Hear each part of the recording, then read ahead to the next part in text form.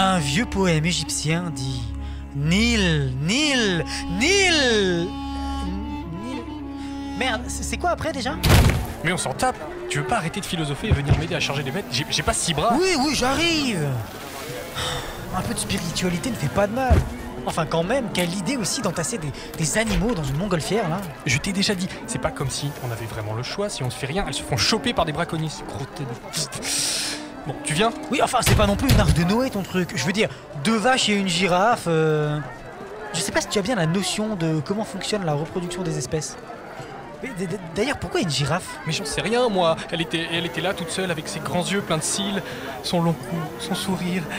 J'ai été attendri, voilà. Ok. Il te faut pas grand chose. Hein. T'as dit quoi? Rien. Mais tu avoueras à ma petite girafe que c'est un grand sensible. Et dire qu'il a été élevé par des Touaregs. Ce garçon m'étonnera toujours.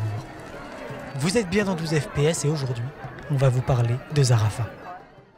Hé, rapido! Ouais, Erasmo! T'entends ce rythme endiablé? Ça fait danser les races.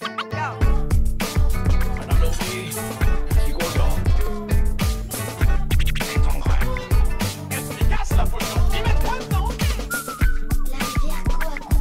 Car vous connaissez bien, on y va tous les étés. Je voudrais que j'aille un peu voler pour faire du lard. Bonjour et bienvenue dans 12 FPS, le podcast qui parle d'animation animée par des animateurs. Aujourd'hui, on vous parle de Zarafa, film d'animation traditionnel franco-belge de 2012, réalisé par Rémi Besançon, qui a réalisé aussi Le premier jour du reste de ta vie, et Jean-Christophe Lee, produit au studio Prima Linea en France, entre Paris et Angoulême. Au doublage en VF, nous avons Max Renaudin qui double Maki, Simon Abkarian qui double Hassan, Ronnie Elkabetz qui double Bouboulina et François-Xavier Desmaisons qui double Malater, notamment. Le film a été nommé pour le César du meilleur film d'animation en 2013 et était en compétition pour le Cristal d'Annecy 2012. Avec moi pour parler du film, Robin.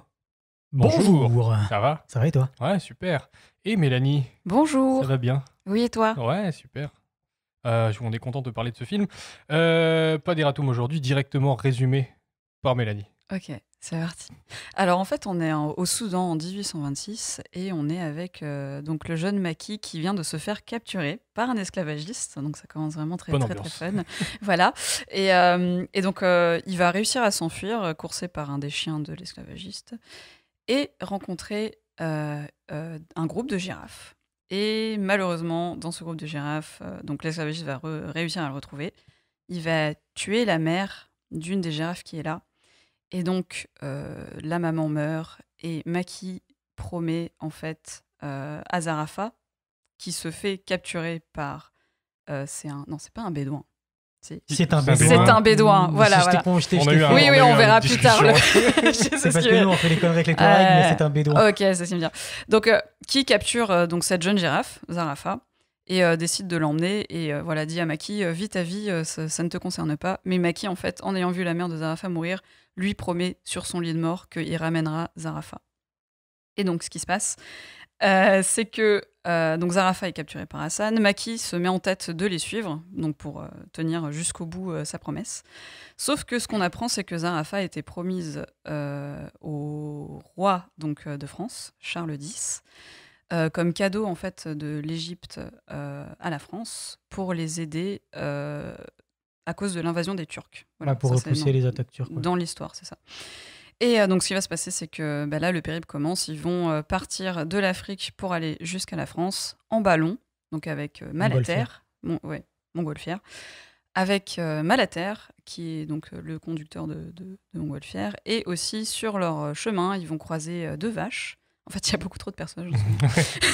Je suis en train d'oublier au fur et à mesure. Mais ils vont croiser 2 vaches qui vont être données donc, pour nourrir la girafe tout au long du voyage. Donc, ils vont tous s'embarquer donc, en montgolfière. Sacré ballon. Hein. Donc voilà, 2 vaches, une girafe. On dirait le début d'une mauvaise blague. Alors, c'est 2 vaches, un une girafe, un bédouin. C'est ça. Et donc, un Français perdu dans un pays d'Afrique. C'est ça, on sait pas trop que... Voilà, bref. Et donc, ils vont traverser la mer en ballon et croiser des pirates. Comme je dis, il y a beaucoup trop de personnages dans ce film. Croiser des pirates, arriver au port, expliquer leur histoire. Je suis en train de dire. Ils vont croiser des bigoudens. Bon, il croise des pirates, dont Baboulina, qui est donc une figure de la piraterie assez connue, mais apparemment on rebondira dessus.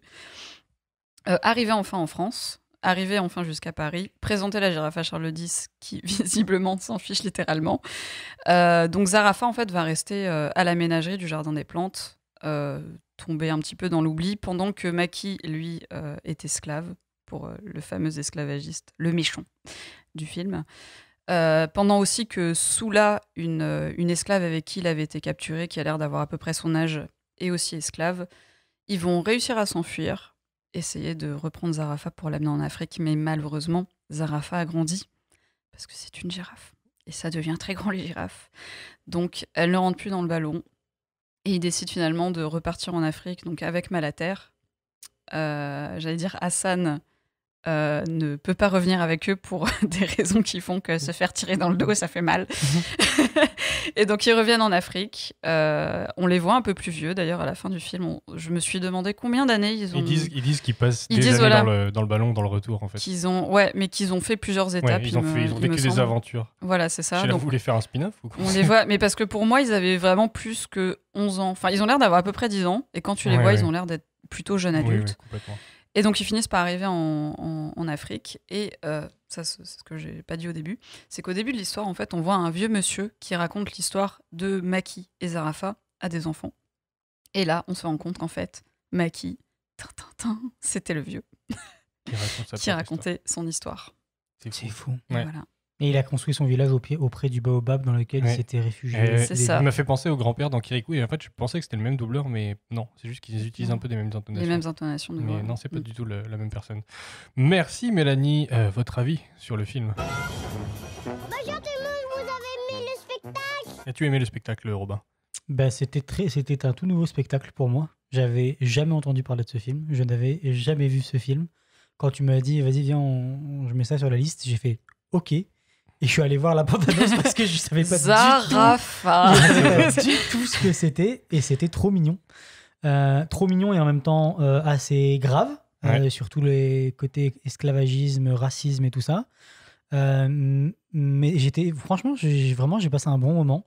Même sur le côté, comme je vais dire, parce que moi je vais parler un peu d'après de mon extrait, c'est vraiment sur le racisme. Et je trouve ça très bien qu'ils aient gardé une telle dureté avec ça dans le film. Et que le film soit justement pas trop connu pour qu'il soit cancel, parce que justement ils tiennent des propos comme ça, et que c'est important que ça soit là, et que si jamais un enfant regarde, il se pose des questions en disant pourquoi ils disent ça, et qu'on puisse éduquer les jeunes générations là-dessus. Donc non, c'était super mignon. Moi, je me suis beaucoup amusé là-dessus. Et pour revenir sur le résumé, à un moment, il tue la girafe, au tout début, la mère de Zarafa. Moi, ça m'a remis dans un trauma d'enfance quand il tue la mère de Babar. Voilà. Que la chose soit dite et bien. Oui, c'est vrai. Je m'attendais à tout sauf à Babar. Là. Non, mais c'est vrai que tu as complètement raison. Moi, je sais que Babar, je regardais ça j'étais à fond énormément. Quand la mère est morte, elle se fait tuer par les braconniers. Oui. Mais j'ai pleuré, mais pendant une semaine, ma mère n'arrivait pas à me consoler. Ils sont au naturel à ce moment-là, ils n'ont pas des vêtements et tout. Ce qui m'a fait beaucoup me questionner quand j'étais petite, parce que j'étais là. Attends, ils sont habillés, là, ils sont pas habillés. C'était au début. Et moi, ça m'a vraiment fait penser à ça. Et ma mère, pendant une semaine, elle n'a pas réussi à me consoler parce que ça fait tuer la mère de Babar. La mort de Babar. Voilà, c'est tout. Ok. J'ai entendu parler de Bambi, sinon ça vous dit quelque chose? Non. Qui?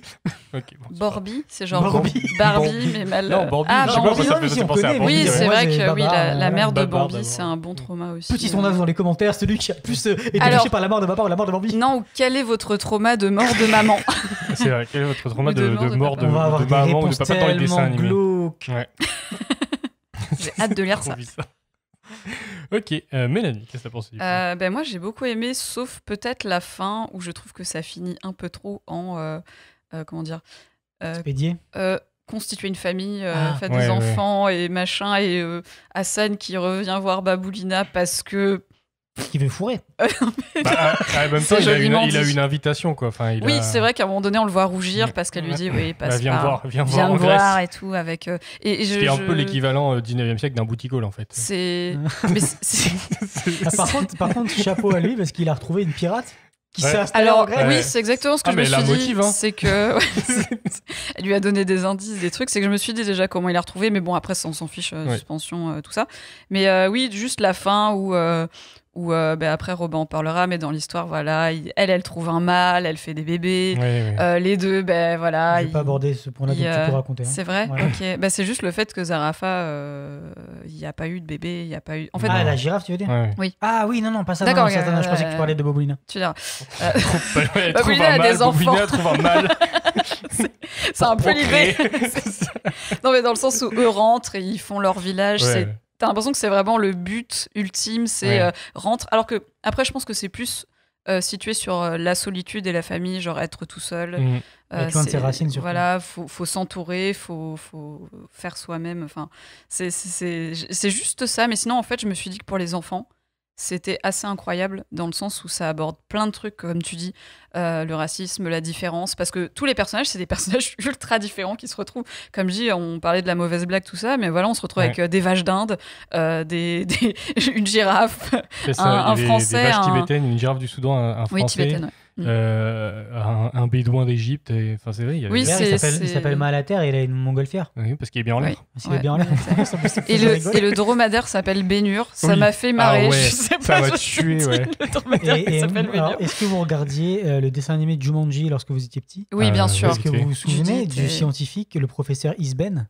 Oui. Eh ben, Malater me faisait trop penser à ouais, lui. c'est vrai que c'est. Ouais, c'est vrai. carrément. Avec Arsouis Slick. Arsouille. Son prénom. Mais ce truc, je me Marc suis. Léchonchelu. Moi, je le regardais tout le temps, ce truc.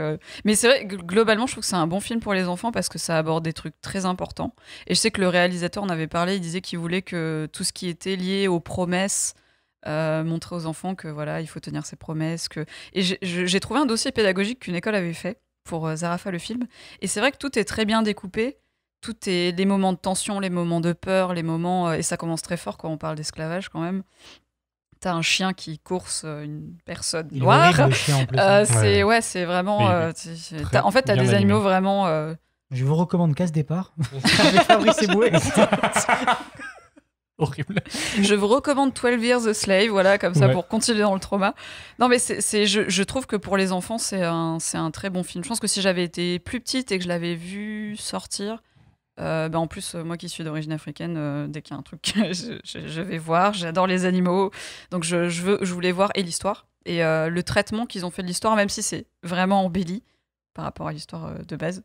Je trouve que pour les enfants, c'est un très bon film. Voilà. C'est vrai. Merci. Et toi, Jean? Moi, je l'avais déjà vu avant. Je crois que c'est la seule personne que j'avais vu quand j'étais plus jeune. Si, Mélanie l'avait déjà vu quand Tu on l'avais lui a déjà dit qu'on faisait Non. le film. Tu l'avais déjà vu, non? Non, je l'avais pas vu. J'ai juste dit que j'étais chaude pour le voir. Ah, ok. Oui, c'est Parce que je d'accord, c'est l'avais, ça. je l'avais pas vu. Ah, il me semblait que toi, Ouais. tu l'avais déjà vu aussi. D'accord. Non, moi je l'ai déjà vu, puis j'aimais bien ce film, c'est pour ça aussi que je l'ai mis dans la liste. Et en le revoyant, j'aime toujours autant en fait, c'est très beau. Puis les dessins sont magnifiques, je Les trouve. décors. Les décors, Mais ouais. surpris par la Oui, qualité de la l'anime. qualité de l'anime est Ouais. ouf. Hein. Alors que Ouais. tu sais, le film, on n'a jamais entendu parler. Ouais, Et tu fais, ouais. ouais, attends, mais c'est Mais super bien il a animé. plutôt bien marché pourtant. Oui, Mais, moi j'avais eu des retours de parents, d'enfants qui avaient dit on allait voir Zarafa, faut que tu ailles le voir et tout. Je Ouais. l'avais pas vu, mais je l'avais mis dans mes. Oui, mais il est très beau, les décors, les musiques et tout. Il y a un côté Laurence d'Arabie aussi quand il traverse le désert. quand et t'as tout. le. Ouais, c'est Tellement exactement beau. ça. Ça m'avait trop pensé à ça. Ouais, puis moi, j'aime ce que vous avez dit, quoi. J'aime bien l'histoire, la vertu éducative. C'est plus pour les enfants, effectivement, je pense. En le revoyant adulte, il y a des moments où, tu dis que c'est très découpé. Moi, je trouve que c'est trop découpé. Ouais. Où le rythme est très égal, en fait, tout le long du film. Et donc, c'est vraiment genre, ils font ça, ils vont là, il y a un danger, ils résolvent. Ils font ça, ils vont là, il y a un danger, ils C'est résolvent. le schéma classique C'est pour. c'est très par bloc. Et il n'y a pas un flow super bon entre les différents blocs, en fait. Ça gâche pas du tout le film. Je trouve que la fin, le dénouement avec la girafe et la girafe qui se met à parler. C'est un peu pété, ouais. Ah, Je pense qu'on c'est a tous fait genre. hyper gnoc. Mon genre, Dieu, c'est tellement et là, neuneux. qu'est-ce qu'on fait? On l'a Ouais. fait parler. Ah, c'est clair. Donc là, je pense qu'ils avaient plus d'idées. Donc voilà, c'est ça. Mais à part Tu sais, ça, il faudrait avoir c'est vraiment cool. Tu sais, j'imagine, ça me fait penser à dans la série audio d'Antoine Daniel où ça fait attends, il me faut une idée et t'entends quelqu'un qui est en train de tirer sur un bang et t'entends tu sais, les bruits de bulles d'un bang et il fait ok, je sais ce qu'on va faire. C'est vraiment ce qui s'est passé en scénario. Putain, les gars, on fait quoi? On va faire pareil à la girafe. C'est vrai que dans ces cas-là, t'imagines le brainstorming et je Ouais. sais pas si c'était prévu, mais ça fait effectivement idée calée à la fin, Ouais, genre. un petit peu. Ouais. Genre, on Attends, a elle changé parle la fin pas, deux, trois fois. machin. Il y aura la voix du cœur et Ouais. le pouvoir de l'amitié. Oh, la vache. Et ça fait un peu carte C'était Joker. un petit peu naze, ça, ouais. mais à part ça. Après, c'est pour les enfants, je pense que pour Oui, les enfants, ça bon, plaît. ils Parce que moi, ça acceptent, m'avait pas ouais. marqué la première fois, donc c'était maintenant, le revoyant avec un œil un poil plus critique, on va dire. Non, mais sinon, c'est beau. Et puis, Hassan, personnage préféré. J'adore Simon Abkarian. Super, le doublage est C'est vrai que son incroyable. doublage est cool. J'ai moins aimé le doublage du méchant, qui je trouvais est trop C'est un peu trop dans la caricature. Mais sinon, c'est vrai que Hassan, c'était Mais bien. après, il est vraiment posé comme personnage. Ouais. Mais Si, Bouboulina aussi, j'aime beaucoup son doublage. C'est une actrice moi, j'aimais israélienne. J'aimais un peu moins quand même. Ça Ouais. faisait... Mais elle parle pas français en fait à la base. Oui, c'est ce que je me suis Ouais. dit. En fait, ça se Elle sent. a appris le français toute seule un peu. Ça et se du coup, sent au niveau du texte. Mais franchement, je trouve que du coup, ça marche vraiment bien. Ouais. Et ça lui donne un Un vrai accent de caractère. pirate grec, mais pas trop. Mais ça lui donne vraiment du caractère en fait, je trouve. Donc voilà. On peut passer au coup de génie. C'est brillant, brillant, brillant. Des génies à l'état pur. Les extraits. C'est moi qui commence. Ok, donc. extrait. C'est parti. On va faire cette blague tout le long du podcast. Maintenant, Toute la c'est saison fini. 2, c'est parti. Mon Dieu, qu'est-ce que j'ai fait? On a eu un petit cafouillage tout à l'heure. Donc, moi, je vais vous parler de la rencontre justement avec Bouboulina, la pirate, la capitaine de bateau pirate. Donc, ça se passe après que Maki, Malater et Hassan soient partis d'Égypte dans le ballon. Et en fait, juste au moment où ils partent du port d'Alexandrie, ils voient les lumières, ils voient les sirènes du port d'Alexandrie. C'est bon, tu l'as? Oui, j'ai vu, j'étais là. Mais même d'ailleurs, aussi la blague de quand ils se parlent, vraiment le téléphone arabe. Oui. Ils disent un truc, personne n'entend la même chose, et à la fin, ils finissent par tirer sur le phare d'Alexandrie. Ah, mais ça géniale, m'a cette fait blague. tellement rire aussi. Genre, c'est comme ça que le phare a été détruit. Ok, super. L'histoire vous explique des choses. C'est ça. Mais du coup, bon. Et du coup, ils montent avec les deux vaches, la girafe, Hassan, Malater. Et ce que c'est pas Hassan, c'est que Malater a caché Maki dans du foin pour le faire monter. Il est con. Pour le faire monter dans la montgolfière. Et du coup, ils n'arrivent pas à monter assez haut, en fait. Et du coup, Hassan dit, faut qu'on jette du lest, Et là, malencontreusement, ce qui est pas très bien foutu dans le film d'ailleurs, je trouve, les vaches tombent. Tu comprends pas? Mais c'est pas comment. malencontreusement, c'est que moi, je pense que elles l'ont fait délibérément, en fait. Les vaches Elles sautent. se sont... Je pense que c'est l'idée de... Il faut sauver la girafe. On va voilà, le faire. je pense qu'il y a une idée de Ça, c'est vraiment des sacrifice. vaches bouddhistes. Parce qu'en fait, quand tu les vois, tu sens qu'il y a du... C'est vraiment des vaches Mais bouddhistes. Mais vraiment, mais moi, j'ai senti que c'était genre, bon, on s'en va, on n'a plus notre rôle à jouer dans l'idée, en fait. Ouais, Enfin, c'est vrai. je l'ai interprété comme ça.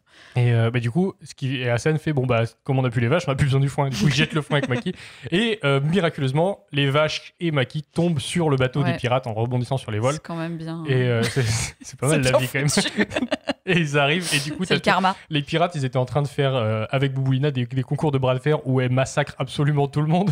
Alors que les gars, c'est des Ah, molosses, c'est c'est des ouais. caïds. hein. Ouais. Mais elle les éclate. Et en fait, ils sont tous là en mode qu'est-ce qu'on fait maintenant? On se fait chier et tout. Et là, il y a les vaches qui tombent, Maki qui tombe dans le. Donc, tu vois juste des petites pieds, des petites jambes qui dépassent de la Du truc foin. de foin. Et ils sortent tous leurs flingues en mode oh putain, on va les tirer dessus. Il y en a qui se mettent à couvert et tout. Et moi, ils m'ont fait penser aux pirates dans Peter Pan. Les pirates du Capitaine Crochet qui sont nuls en fait. Ils font peur, mais ils sont nuls. Un peu nul, ouais.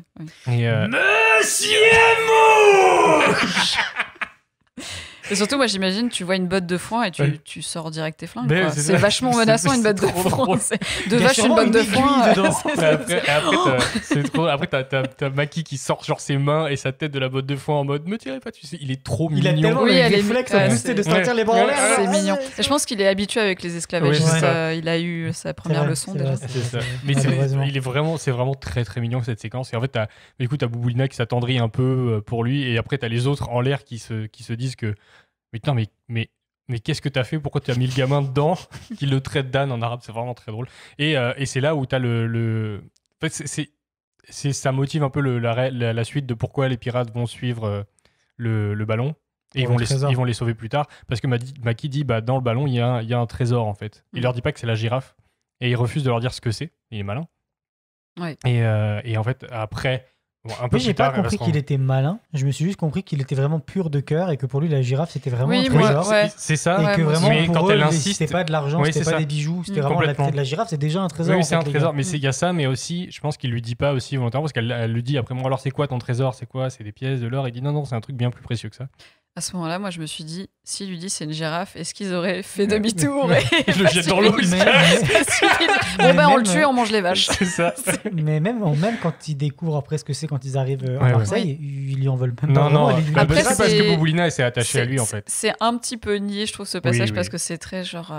Oui, effectivement, c'est précieux, Oui, c'est le ça. pouvoir de l'amitié. Après, je pense que j'ai un peu machin. côté. Encore maman, une fois, côté oui. Bah, c'est maman, pour les tu vois. enfants. Très pour les ouais, enfants. pour C'est les quand même enfants, vachement Alors que orienté des pour les pirates, enfants. ils auraient fait, mais vous déconnez là. Bon, allez, donnez-nous tout ce que C'est vous ça. savez. On ça. prend aussi la girafe On et, prend la girafe, et on les va la vaches. vendre Ouais. et c'est parti, quoi.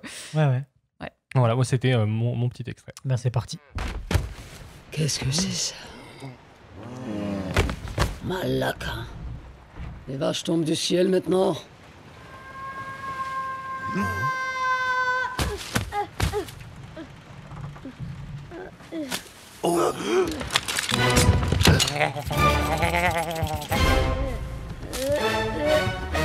Malaka. Tu as mis le gamin dans le foin? Je ne peux pas croire qu'on puisse être aussi idiot. Il est sain et sauf. Sain et sauf? Yahmar, sur un bateau de pirates. Et qui es-tu, petit? Je suis Maki, en mission pour le Pacha d'Égypte. Nous ramenons un trésor en France. Un trésor? Oui. Il est où, ce trésor? C'est très Je rebondis là-dessus, c'est ce que je vous disais tout à l'heure, la petite anecdote sur la pirate. Oui. Elle le dit beaucoup là dans cet extrait, mais elle le dit aussi tout au long du film, c'est Malaka. Est-ce que vous savez ce que ça veut dire Malaka? Non. Non. Voilà, moi j'ai vécu avec des colocs grecs.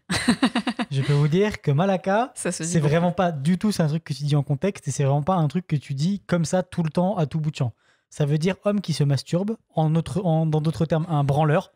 Et en fait, c'est vraiment un mot que tu dis vraiment quand tu connais bien les personnes. Genre moi, mes colocs à la fin de l'année, ils me le disaient tout le temps. Tu sais, voilà, c'est comme un putain que tu mettrais en ponctuation en français.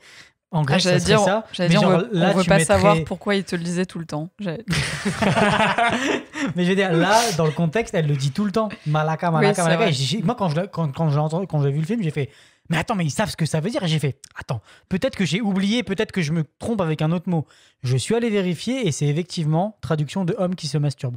Voilà, donc c'est moi, ça m'a fait exploser de rire parce que je sais ce que ça veut dire, mais ça n'a aucun sens de le dire là à ce moment-là. Quoi. C'est un mot de grec que tu sors là Bah, comme peut-être ça. j'utilisais genre en mode ponctuation.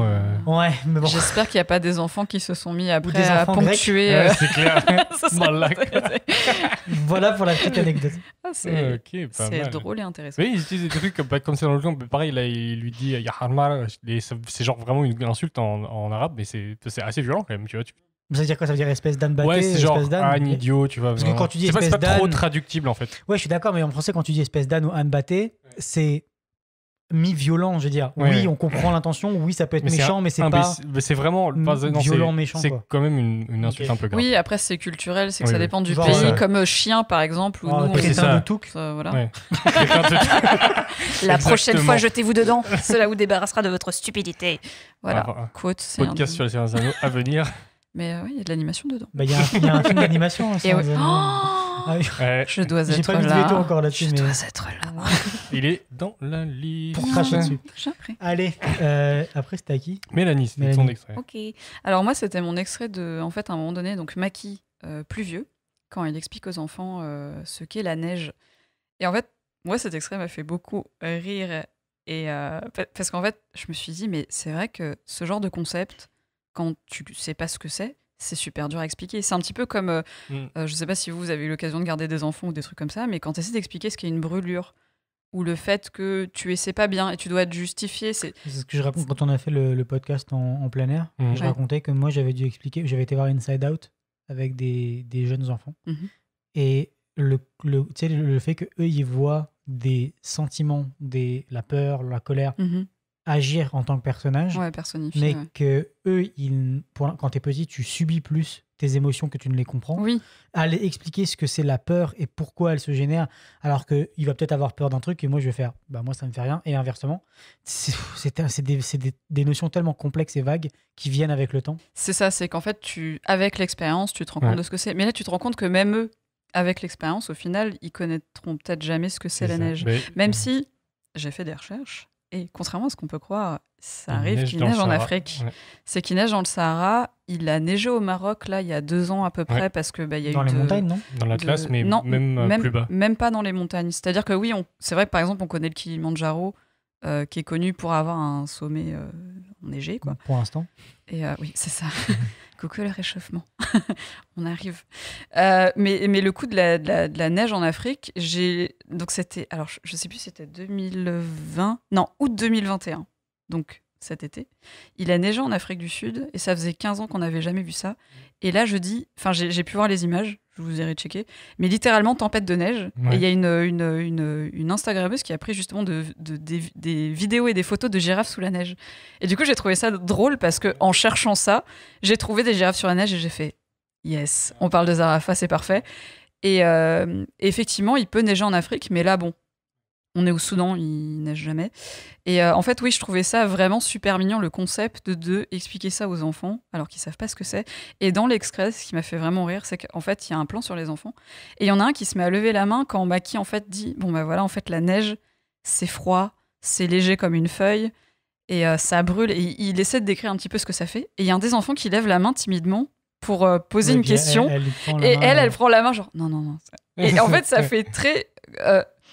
Tu comprends que l'enfant comprend pas trop parce qu'il se dit mais qu'est-ce que c'est, enfin comment c'est possible d'associer autant de qualificatifs à quelque chose qui a l'air de vraiment pas avoir de sens pour lui.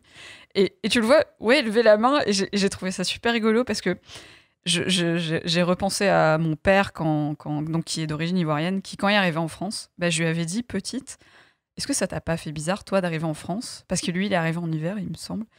Et d'avoir le froid, d'avoir des choses que tu n'avais pas connues, après voir la neige. Et je crois qu'il m'avait dit qu'il était arrivé, mais il n'avait pas de pull ni rien. Et je me suis dit, mais ça doit être tellement bizarre d'arriver quelque part, par exemple au Canada, pour par exemple des gens d'origine africaine qui n'ont jamais vu de neige, débarquer ici au Québec, tempête de neige, c'est toute une expérience. Il y a d'ailleurs une scène extrêmement marrante dans le film, je ne sais plus comment s'appelle ce film, sur l'histoire de Kamini. Ils ont fait un film entier, et donc tu as toute la famille qui immigre d'Afrique à Marly-Gaumont. Je sais plus comment ça s'appelle, c'est un médecin de famille, je sais plus trop. Et tu as toute cette scène justement où tu as tous les acteurs noirs qui doivent jouer le truc genre qu'est-ce que c'est que ce truc qui tombe du ciel? C'est blanc, c'est froid, pourquoi? J'ai une anecdote par rapport à ça parce que j'ai une partie de ma famille qui est tahitienne. Et donc mes cousins sont venus en France et ils sont venus en hiver et il a neigé. Et ils avaient jamais vu de neige. Ouais. Tahiti, il neige pas. Ouais. Et ici, on va dehors et tout, ils vont dans la neige, ils courent dedans, et ils tombent dedans, ils font « Ah, mais c'est froid !» oui, pour toi c'est logique. Pour toi c'est logique, mais pour eux, tu sais, ils n'ont pas le concept de « c'est froid », tu sais. Ouais. Genre, c'est parce que c'est vraiment un truc bizarre. Quoi. Mais oui, et puis aussi, il y a le fait que Maki, quand il présente son histoire et qu'il raconte tout ça, il a des petites figurines, tu sais, pour figurer chaque personnage. Donc eux peuvent se faire une idée un petit peu, mais là, il parle en fait d'un concept que il n'a pas sous la main, il peut pas montrer, il peut pas. Et du coup, j'ai trouvé ça rigolo parce que ça m'a fait penser à mon papa. Et en même temps, je me suis dit Rasta Rocket. Ah oui. J'ai pensé à Rasta Rocket, de cette espèce de scène mythique où ils arrivent à l'aéroport de Calgary et donc en fait. Leur entraîneur ouvre le truc, lui sort naturellement parce que il est canadien, il est là, voilà, je sors. Et eux s'arrêtent devant la porte. Et en fait, bon, eux, ils ont déjà vu de la neige, mais eux, ça a été à travers des films, des émissions, des trucs comme ça. Et eux s'arrêtent, ils le regardent. Puis il y en a qui rassemblent leur courage, ils y vont. Et puis t'as Sanka qui sort, le meilleur personnage. Qui sort toutes ses épaisseurs, tous ces trucs qui s'enroulent et qui prend même le sac pour s'enrouler dedans.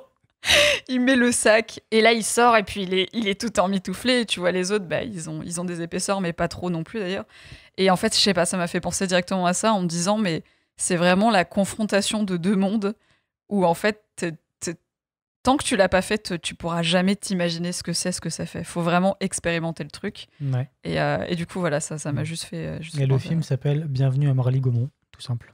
Ou en anglais de African Doctor.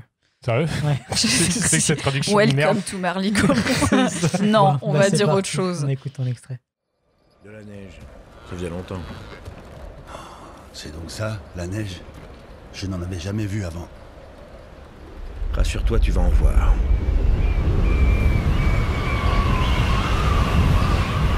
De la neige? Oui, Bogo, de la neige. Ça tombe du ciel comme de la pluie. C'est léger comme une feuille. c'est solide, et puis, sans prévenir, ça devient liquide. Et quand tu marches dedans, c'est d'abord froid, et ensuite ça te brûle comme le feu. Oui, c'est merveilleux, la neige. Mais c'est dangereux aussi. Oui, je me disais, en fait, il n'y a aucune raison qu'ils passent par là. Parce qu'ils sont dans les Alpes, a priori, on imagine que c'est les vraiment Alpes. pour voir ce truc-là sur le... Je pense que quelqu'un c'est qui pour... découvre la neige. c'est ça, le côté... Mais du coup, ça marche vraiment le film. Mais c'est le premier truc que je me suis dit, je fais... Ils partent de Marseille, ils vont à Paris. Pourquoi est-ce qu'ils passent par les Alpes? C'est complètement faudrait peut-être con. tracer une carte ou voir ce que la prod a décidé de faire. Ça se trouve, ça part dans tous les sens. Oui. En fait, il y a un moment après ça où on voit le parcours. Donc il y a un espèce de truc classique. avec une séquence avec une carte et tout. Oui, et il y a plein de différents dessins. Ouais, dans ils plein font de des styles, gravures d'ailleurs. et tout. Ouais. Et t'as les différentes villes et tout, ce qui est d'ailleurs super chouette. Mais non, à aucun moment t'as besoin de passer par les Alpes. En fait. Non, j'ai pas compris. Et oui, je disais, moi, ça m'a fait penser à Rémi sans famille. L'Allemagne, t'as tout vu, allez. Le coup de la neige, oui. le fait que la vache meurt tuée par les loups. Donc pareil, là, c'est ajouter de l'action aussi, alors que ça n'a pas forcément trop de... Ça amène la réincarnation, le papillon. Oui, après, et voilà, et ça aussi j'ai hésité. Petit planté récolté. Je trouvais ça mignon le coup du papillon, même si ce papillon vit beaucoup trop longtemps. Oui, parce que c'est le premier truc que je me suis dit, genre, elle va se réincarner. Papillon, je fais, c'est complètement con de se réincarner dans un papillon. Moi aussi, je me suis dit, ça va pas durer longtemps. Il se réincarnera dans un autre truc après, laisse-le tranquille. C'est à chaque fois un papillon, alors, ah merde. C'est pas de bol, la loterie. Un éphémère, oh merde. Mais ouais, non, moi je me suis juste dit, passage Rémi sans famille, où dans Rémi sans famille, il y a un des chiens qui se fait tuer par les loups, justement, quand ils sont attaqués. Et t'as le petit, t'as Rémi qui retrouve ses poils, et on sait qu'il a été enlevé par les loups et tué. Et là, je me suis dit, passage Rémi sans famille. Vraiment, littéralement. C'est qu'il y en a un qui meurt, des animaux qui sont... C'est comment dans Mille et une pattes? Je suis un papillon. Je suis un magnifique papillon. Pardon. Ok. Mais tu imagines te réincarner en étoile de mer? Mais je pense qu'il y a plein, si c'est l'étoile de mer de Nemo, ça va être une parodontite, les gars. Go. Il y a plein de trucs qui sexent, je pense, en réincarnation. Robin. Oui, moi mon extrait, c'est à la fin du film. Donc ils sont arrivés à Paris et ils présentent la girafe à Charles X. Dans le film, qu'on peut surnommer le FDP de ces dames, le gros raciste bien lourd. Et en fait, moi, j'ai pris cet extrait parce qu'il m'a vraiment fait mal. En fait, c'est un... Tristement. Ce qu'il dit, c'est un truc que j'ai déjà entendu plein de fois dans ma vie. Moi aussi. Et voilà. Et c'est triste. Et ça devrait pas être là. Et donc, en gros, voilà, il y a Maki qui intervient un moment pendant la discussion avec le roi et Hassan. Et le roi a vraiment un truc. Il vient dire est-ce que vous n'avez pas laissé la cage des singes ouverte parce qu'il y en a un qui est dehors? C'est horrible. C'est juste horrible. Et moi, ça m'a vraiment fait mal d'entendre ça. Et c'est pas drôle. Et voilà, il y en a plein qui font encore des blagues là-dessus. Et voilà, donc c'était vraiment voilà, ça m'a juste fait mal en fait. C'est vraiment dans ce film là où j'ai ressenti un truc vraiment lourd, où j'ai fait putain quoi. Mais c'est vrai que c'était comme ça, c'est vrai qu'il y avait l'esclavagisme, c'est vrai qu'il y avait tout ça, et j'ai trouvé bien que ce soit dans le film, que si un enfant regarde, il va sûrement se dire mais c'est pas un singe, c'est un enfant. En plus, tu vas expliquer pourquoi, il va comprendre et tu vas l'éduquer là-dessus. Et c'est important que ça reste dans le film et que justement pas qu'il fasse des cancels, tu vois, Zarafat devient trop connu, il dit ça, on peut pas le mettre. Ouais. Tu vois, et surtout, ce qui est horrible, c'est que le roi cherche vraiment l'approbation du reste tout de le monde. C'est ce que j'allais dire. Après, qui lui donne en les regardant. L'animation du roi m'a extrêmement fait penser au dessin et à ce que Sylvain Chaumet fait. Oui, et alors exactement. Mais juste sur le roi, pour les autres, j'ai pas ressenti ce truc-là. Même les yeux, ces espèces de... Il avait vraiment un truc du type vous n'auriez pas laissé la cage des singes ouverte parce qu'il y a un singe qui en est échappé. Et là, il s'enfonce dans lui-même, il fait un petit gauche-droite, un petit Haïdar avec ses yeux du type riez et approuvez ce que je viens de dire, je suis votre roi. Et tout le monde va rigoler de peur parce que c'est le roi. Mais parce que les gens sûrement pensaient comme ça à l'époque. Ça devait être marrant à l'époque, à un moment donné. Bon, voilà. Et du coup, il y a eu plusieurs fois comme ça où même il déplie le truc où Hassan lui demande de l'aide et lui dit écoutez, le Pacha vous fait ce cadeau parce qu'on a besoin de vous et de l'aide de l'armée française pour repousser l'attaque et l'invasion des Turcs. Il lit le truc et il fait écoutez, moi j'ai autre chose à faire. Il y a autre chose à faire que d'aller me battre pour vous en fait. La France, on a autre chose à faire que c'est pas un souk. Vraiment, tu sais, il compare, il rabaisse encore une fois l'Afrique. Il dit même que l'Afrique c'est un pays. Tu sais, c'est Saint-Hilaire qui le un continent. Oui, un continent. Oui, parce qu'en fait, on montre quand même que le roi est ignorant et que il fait justement des penser au roi dans Le Roi et l'Oiseau justement. Oui, aussi, ouais. Mais donc voilà, moi c'est vraiment ce truc-là, c'est la manière dont le roi était présenté. Genre, on l'a pas vu beaucoup, mais on a très vite cerné le personnage. Ouais. C'est un raciste Mais inculte. Parce qu'il est hyper caricaturé. Oui, aussi. c'est un raciste inculte. La position qu'il a, il est assis avec le cul plus bas que ses mollets. Purée, ses jambes là. T'as ses jambes et t'as ses genoux qui On dirait remontent. un Shadok. Ouais, c'est ça. C'est un Shadok Et en plus, il a des bottes avec des genouillères qui en pointe comme ça, Ouais. ce qui rajoute encore plus à sa silhouette. Enfin bref. Et il est vraiment affaissé dans son siège là, avec sa femme à côté qui est horrible. Mais les deux sortes de concubines qui sont aussi des caricatures et qui. Oui, je crois que c'est complètement. dans ton extrait qu'elles parlent aussi. Ouais, on deux. les entend vite fait parler. Parce Ouais. qu'à un moment donné, elles disent ce coup. Et puis t'en as une qui a un coup qui a un super coup long. long. voilà, c'est ça. T'en as une Non, qui ça, dit c'est ah, pas dans mais- mon extrait, mais oui, il se fout de la D'accord. gueule de la girafe. Et En fait, ensuite, chacun va te foutre de la gueule en fonction des problèmes qu'ils ont. cinquième, voilà, elle dit une robe pareille, moi je la mettrais bien dans mon salon, je sais pas quoi. Et la nana, elle a plein de grains de beauté partout sur la figure. Et du coup, c'est genre on caricature le roi et la cour et on se fout. Enfin, Et t'as ça, t'as tout un. Sur juste cette séquence-là avec le roi, t'as la démonstration que le roi est inculte, qu'il est raciste, et surtout que t'avais une normalisation de tout ce qui était tuer des bêtes pour les avoir chez soi, ce qui est un truc inimaginable maintenant, ouais. où tu vois une bête et tu fais non, mais laisse-la dans son état naturel. Ouais. Et pourquoi non, mais je veux sa tête dans mon salon. Et à l'époque, c'était ouais, d'accord, pas de Ouais, problème. l'idée de collection. Ouais, ces trucs-là, ouais. vraiment, ça dénonce tout ça en très peu de temps. C'est extrêmement caricatural, Ouais. mais je Mais ça pense marche, que c'est pour ça que ça marche ça bien, parce que marche t'as très pas bien. le temps en fait de faire plus et de poser des personnages. Donc quand t'as pas le temps de faire ça, qu'est-ce que tu fais? Tu fais une caricature en fait. Une caricature, c'est faut que ce soit efficace immédiatement. Voilà, c'est pour ça que j'ai pris cet extrait. Mais je vous le fais écouter maintenant. Majesté, permettez-moi de vous présenter ceux qui ont fait le long chemin d'Afrique jusqu'en France pour vous offrir cette girafe. La première girafe de France, Majesté. Bien, bien. Alors, c'est vous qui avez conduit cette merveille jusqu'ici? Oui, Votre Majesté. Votre Majesté, de la part du pacha d'Égypte. Alexandrie est assiégée. Comme c'est triste. Et le pacha nous demande notre aide. Et que nous offre-t-il en échange? Une girafe. Une girafe. Quel est votre nom, mon brave? Hassan, Votre Majesté. Eh bien, monsieur Hassan, retournez dire à votre pacha que la France a autre chose à faire qu'à combattre les Turcs, et que ce n'est pas avec une girafe qu'on me persuadera de faire autrement. Le royaume de France n'est pas un souk, monsieur. Alors rendez-nous Zarafa. Saint-Hilaire, Majesté? veuillez, je vous prie, vérifier que la cage des singes est bien fermée. J'en vois un qui s'est échappé. Je suis pas un singe. C'est vous le singe. Comment? Pardonnez-le, Votre Majesté, ce n'est qu'un enfant. Voilà mon extrait. C'est très cool. Et ben, je parlais des trucs de caricature là. Ils le refont, ils le font 2 fois dans le film. Ils le font avec le personnage du vendeur dans le désert, dans l'oasis, Mahmoud. Et juste, il est génial en fait. Mais c'est la caricature positive. ouais, très positive en fait, où on te donne un personnage très sympathique, tout en longue courbe et tout comme ça, qui te parle et qui te vend les trucs et tout. Et le doubleur en plus est incroyable. Ouais. Et ça marche très très bien. C'est d'ailleurs, pour en revenir, on en parlait avec Mélanie avant le podcast et avec toi. Ce film est complètement incohérent. Oui. Parce que Mahmoud, il a un accent donc Marocain plutôt, marocain ouais. du Maghreb. Ouais. Ils partent du Soudan, donc c'est un truc. En fait, c'est l'ancien Soudan, donc c'est à l'est. Ouais. C'est une région en Mais fait à donc l'est. c'est subsaharien. Ils traversent le Sahara, mais après ça se passe en Égypte. Enfin, Après, tu peux dire que, en fait, tu peux dire qu'ils sont remontés parce qu'on les voit remonter un fleuve. À un moment, on part du principe que c'est le Nil. Et donc, ils partent du Soudan, ils remontent, ils traversent le Sahara, le Nil, et après, ils arrivent à Alexandrie, donc au port. Ouais. Après, pour moi, l'incohérence, c'est peut-être un peu Mais Mahmoud. je vais Mais vous après, raconter ça peut être aussi un gars qui a voyagé. Enfin, Dans la vraie histoire, ils la Ouais. prennent à la source du Nil, hein, la girafe. Ouais.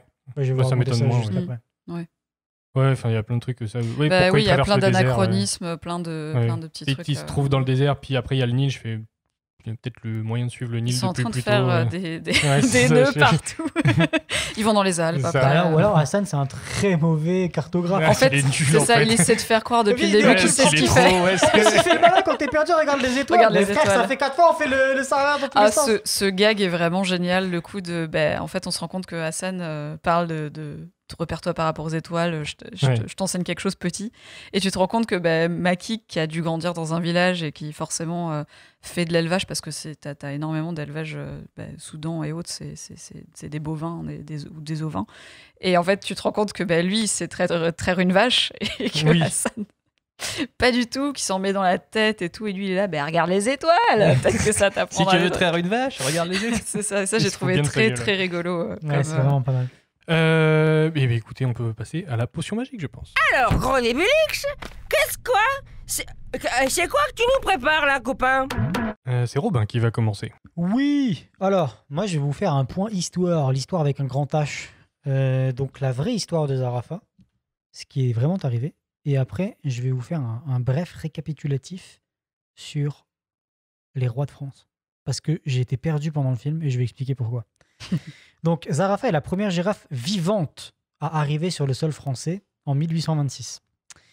Il faut donc se remettre dans le contexte. C'était une découverte extraordinaire pour les Français. Sa taille, sa couleur, sa physionomie, tout ça, c'était du jamais vu. Ça a été une cohue. Tout le monde était fou. Tout le monde voulait venir admirer ça. 600 000 visiteurs juste durant l'été de 1826 à Paris.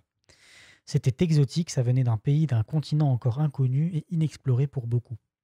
Tout l'argent qu'ils ont récolté, ça a été utilisé par le musée et ça a permis de construire un bâtiment pour la minéralogie et une partie des serres. Donc, après, comme dans le film, Zarafa, c'est un cadeau diplomatique du pacha et vice-roi d'Égypte Mehemet Ali au roi de France Charles X. Jean vous en parlera mieux que moi, mais il y a 9 sous-espèces de girafes qu'on connaît à présent. Et Zarafa fait partie de l'espèce des Camelopardalis. Camelopardalis, ça s'appelle comme ça.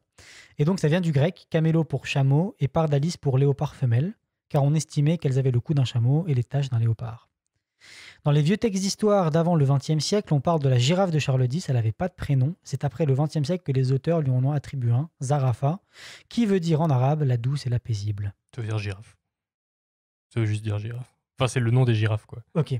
Ah, j'avais vu douce et paisible mais aussi oui, ça dans veut un peut-être article. dire autre chose aussi, mais c'est peut-être un double sens. Ou même élégante. Alors moi, j'ai vu que ça voulait être douce et paisible à la base et que ça en a défini que c'était Zarafa, le mot arabe pour girafe. Oui. Zarafa a été capturé près de Sénar au sud de Khartoum, dans les sources du Nil. On l'a acheminé jusqu'en France avec 2 vaches laitières pour s'approvisionner en calcium durant l'épopée, et donc par bateau. Ils sont pas du tout il n'y a pas du tout de montgolfière dans cette histoire. En même temps, c'est oui. Ils sont arrivés à Marseille à la belle saison et ils ont décidé de l'acheminer jusqu'à Paris à pied. La bonne marche de 880 km à pattes. Le savant du muséum Étienne Geoffroy Saint-Hilaire, spécialisé en mammifères, ancien expéditeur en Égypte avec Bonaparte et créateur de la ménagerie du Jardin des Plantes, l'a rejoint à Marseille et lui a confectionné un petit manteau, boutonné, imperméabilisé, avec les armoiries du Pacha d'un côté et celles du roi de France de l'autre. Est-ce qu'avec un grand cou et tout? C'est celui que tu vois dans le film. Oui, dans le film, elle a une espèce de kawaii là, quand elle arrive. Ça vient de là, en fait. C'est trop bien. Lors de la remontée vers Paris, à chaque ville où il s'arrête, c'est l'effervescence. Les gens veulent venir la voir. Et le roi, lui, est très conquis par ce présent. Zarafa vivra 18 ans. Et sa dépouille a été naturalisée. Et elle est présente maintenant dans les collections du Muséum d'histoire naturelle à La Rochelle. Et pour la grosse note histoire, comme je vous disais, sur les rois de France. Donc moi, on regarde dans le film, il y a toute cette histoire. Et d'un coup, on me dit, il y a un roi de France, c'est Charles X. Mais on est en 1826. Et là, j'ai eu un pet de cerveau, un trou. Et je me dis, attends.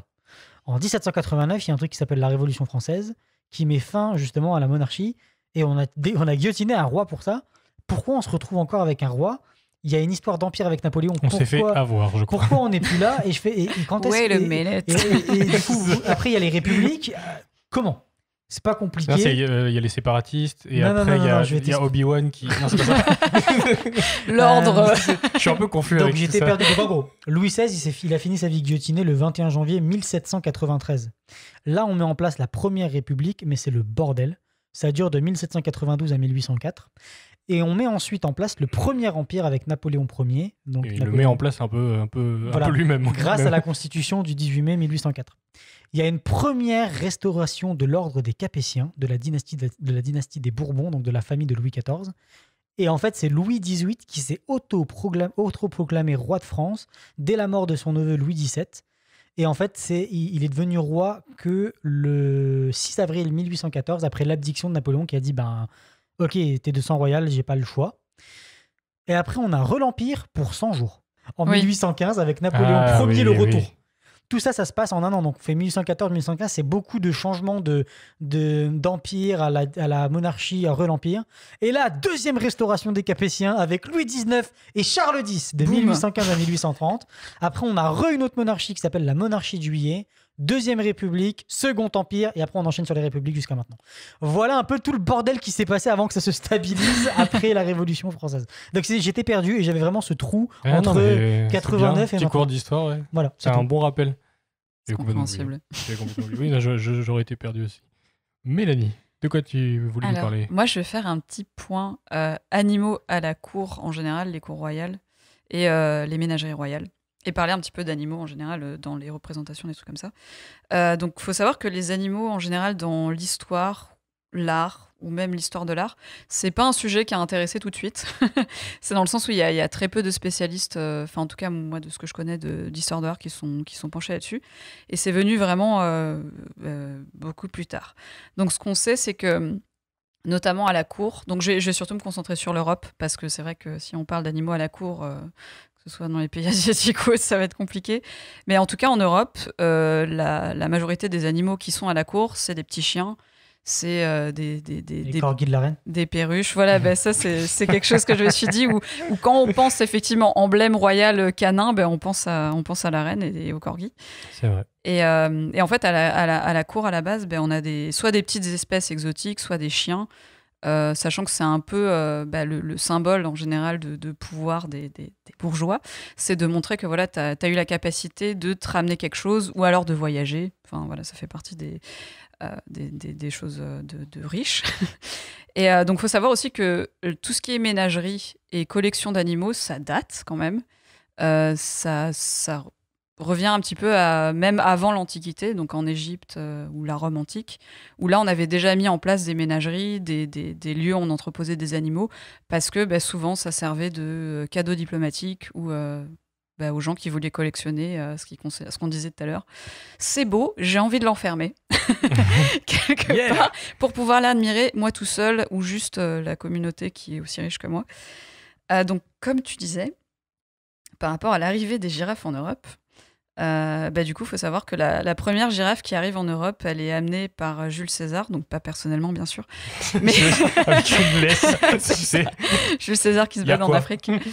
Elle arrive morte. Non, elle arrive vivante. En moins 46. Enfin, en fait, ça fait partie des tentatives d'amener des girafes, parce que c'est vrai que forcément, ramener des animaux exotiques à cette époque, ça prend beaucoup plus de temps.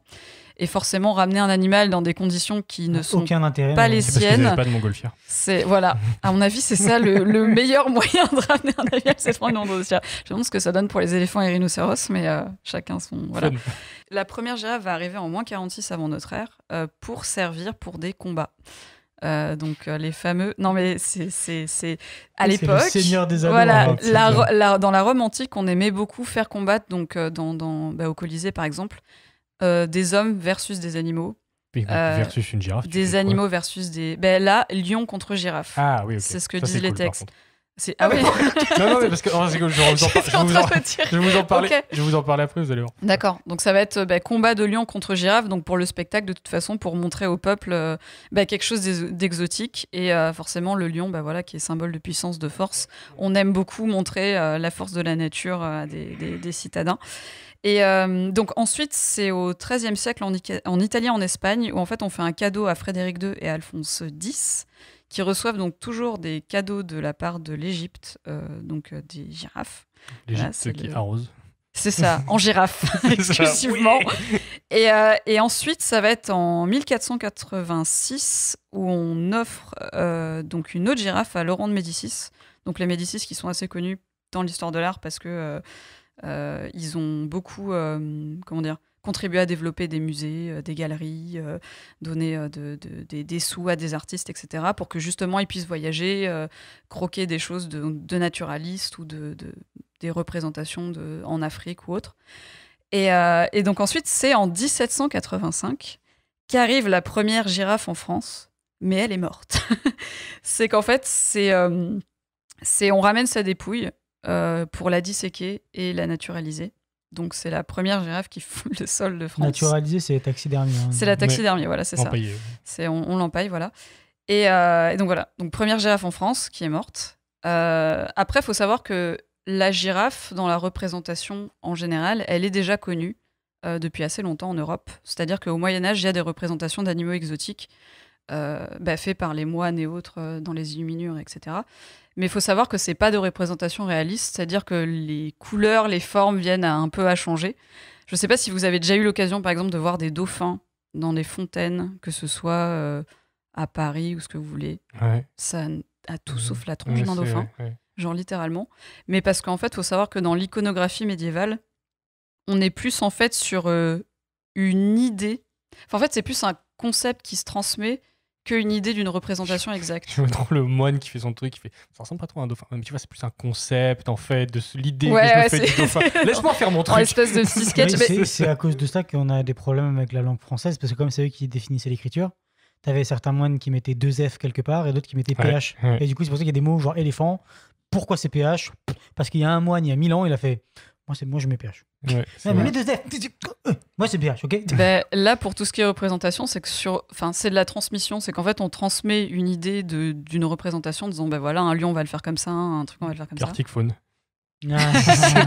C'est vraiment ça. Le Gartic Phone du Moyen-Âge. Mais vraiment, et c'est en fait dans la couleur, la forme, t'as des trucs qui sont complètement pétés. Enfin, tu le vois quand tu regardes un petit peu tout ce qui est les représentations médiévales en général, que ce soit dans les symboles, l'héraldique, etc.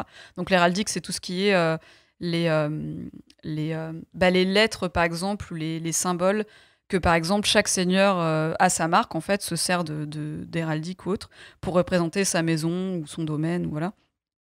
Et donc l'animal en fait est plus porteur de vertus, de valeurs et autres, mais effectivement en fait les artistes en ont jamais vraiment vu. C'est qu'ils représentent parce qu'ils ont vu ça comme ça, ils représentent comme ça. Donc comme je disais, à la cour, c'est surtout des petits chiens, donc pour les femmes par exemple. Pour les hommes, ça va être aussi des chiens, mais c'est plus pour la chasse. Tu voulais dire quelque chose? Non, pas du tout. Je t'ai vu t'avancer. Non. Donc ça va être pour la chasse et aussi par exemple des oiseaux de proie, toujours pour la chasse, parce que les seigneurs, le pouvoir, la chasse, tout ça, vu que c'est les seuls en fait qui sont autorisés. En fait, on va dire que la plupart des paysans, par exemple, ont plus des animaux de ferme pour la consommation, l'élevage, etc. Et les animaux sauvages que des seigneurs peuvent rencontrer, c'est plus pour la chasse. Et ensuite, tout ce qui est petits chiens et autres, c'est plutôt donc, les nobles. Et en fait, Louis XIV, donc en 1668, va terminer la ménagerie de Versailles. Donc qui aujourd'hui, on a quelques vestiges, mais elle a été complètement détruite. J'expliquerai pourquoi. Ça permet en fait de montrer la puissance du roi. En fait, il va commencer une collection d'animaux.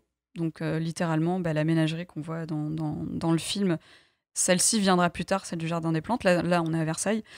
Il va commencer donc une collection d'animaux exotiques et sauvages, donc qui même viennent d'Europe. Mais la plupart du temps, on va avoir droit à des dromadaires, des oiseaux, des éléphants, des choses comme ça. Et donc la plupart sont des cadeaux diplomatiques. Donc comme ce que je disais, comme dans la Rome antique ou autre, c'est que ça va être des cadeaux, ça va être souvent plusieurs pays en fait qui donnent un animal.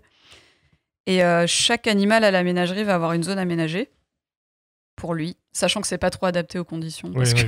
Parce que voilà, je pense que tu ramènes un lion d'Afrique qui comprend pas trop Paris, ce qui se passe en arrivant en Europe. Voilà. Et mais par contre, forcément, la mortalité des animaux est très importante. Il y a la scène dans le film quand on arrive à Paris au début, il pleut. La première fois les premiers plans de Paris, c'est ça, il pleut. Et on voit le zoo. Du Jardin des Plantes et tous les animaux sous la pluie, sont super ensemble, malheureux. tu vois les vautours qui se protègent les uns des autres. Ça a l'air d'être d'une tristesse. Je pense qu'ils ont bien vendu le truc parce qu'effectivement, ça je viendrai plus tard mais les cages étaient vraiment exiguës, pas du tout adaptées en fait selon la tête des animaux. C'était juste les montrer. Puis ils meurent, hop, on en reçoit un autre. Quoi. C'est vraiment un présentoir, un concept assez horrible. C'est un zoo, quoi. Ouais. Donc il y a aussi la mortalité importante sur place, mais il y a aussi beaucoup qui ne survivent pas au voyage, comme c'est le cas pour Zarafa. Quand elle est arrivée avec une deuxième girafe qui devait... je crois que ça a été décidé, alors on prend laquelle pour le royaume d'Angleterre et de France, et celle qui était censée aller au royaume d'Angleterre est morte. Je crois que c'était la plus jeune, elle est morte, donc il ne restait plus qu'une girafe. Bol. Ouais, on garde celle qui reste en vie. Et il y a eu aussi le fait que je crois qu'elle était accompagnée par 2 antilopes, quelque chose comme ça. Et il y en a une qui est morte en arrivant à Paris aussi. Non, pas à Paris, en arrivant en France, quelque chose comme ça. Peut-être inspiré, c'est ce qui a inspiré les vaches, peut-être. Ouais, mais franchement, je pense que c'est ça parce que j'avais lu dans l'histoire qu'il y avait 2 antilopes. Ok. Donc, je me suis dit, ils ont voulu ajouter un truc, mais on choisit un autre pays pour genre ajouter au micmac déjà. Mais elles sont contre quoi là? Et comment? Elles sont contre quoi? Elles sont contre quoi? Des antilopes. Ah. Putain, les nul. Enchaîne. Ouais, je vais faire ça. Je vais ignorer complètement cette remarque. Sacha aurait aimé. Donc, on parlait de la mort des animaux. Donc, beaucoup meurent et en général, on les naturalise. Hein. Donc, toujours taxidermie. Voilà. Classique. Quand ça meurt, c'est... Ah ben... on va le présenter quelque part. On peut encore les exploiter. Ça bouge plus, mais bon, ça peut toujours... voilà. Et donc, ce qui se passe donc, avec la ménagerie de Versailles, c'est qu'il y a des visites donc, de la cour. Bon, c'est pas ouvert à tous les pecnos du coin. Donc, c'est la cour, c'est d'autres... gens issus de la royauté étrangère, donc parce que comme je disais, c'est un pouvoir de démonstration. Enfin, c'est la démonstration de pouvoir du roi. Ouais, clairement. Surtout le roi soleil. Hein. C'est vraiment un move politique en fait. Quoi. Oui, en fait, c'est carrément ça. C'est montrer que tu as du pouvoir parce que tu as des choses qui sont rares en fait. Ouais. Et donc il y a des naturalistes aussi qui viennent pour étudier les animaux, tout ça, et des peintres aussi. C'est comme ça en fait qu'on a beaucoup de représentations du coup d'éléphants et autres. Donc en 1668. C'est comme ça qu'on se retrouve avec des éléphants, des dromadaires, des représentés. Les artistes n'ont plus besoin en fait de trouver un mécène pour pouvoir trouver de l'argent, voyager, partir dans ces pays, pouvoir dessiner et revenir. C'est que là, il y a tout qui est sur place, donc c'est tout bénef pour certains créatifs. Juste à payer le RER pour aller à Versailles. Quoi. C'est ça. À l'époque, le fameux RER. Girafe. Et donc ce fameux modèle de ménagerie va être importé dans toute l'Europe parce que c'est un peu innovant le fait d'avoir des animaux d'espèces très différentes dans des lieux aménagés pour ces espèces. Ouais, tu m'étonnes. Et surtout que c'est un lieu permanent. C'est qu'à la base, on pouvait avoir en fait des animaux qui allaient de ville en ville, donc un petit peu comme un cirque, des choses comme ça. Mais là, on a vraiment un lieu permanent qui reste en place et qui voilà. Ça marche en plus. Hein. Ouais, et à mon avis, il y a dû y avoir beaucoup de gens. Là, quand je disais, quand ils ont ramené Zarafa 600 000 en un week-end, ouais, c'est ça. Ils venaient, quoi, ils payaient, hein, ils voulaient voir. En fait, t'as un truc, t'imagines, t'as jamais vu ça de ta vie, tu te dis, je vais payer des sous, je vais voir ce que ça donne. Et puis aussi, il y a le fait que, grâce à ça, quelque part, on va opérer en fait une classification des espèces. Donc, comme tu disais, les espèces de girafes, voilà, il y en a plusieurs. Ouais. Et justement, va nous en parler. Ouais, c'est ça. Pas spécifiquement de ça, mais oui. Mais grâce à ça, de ramener des animaux, on va établir en fait, on voit qu'il y a des lions qui viennent de différentes régions qui sont pas pareils, qui pareil pour les girafes. Et donc, à la Révolution française, la ménagerie, donc la fameuse Révolution française, on détruit tout.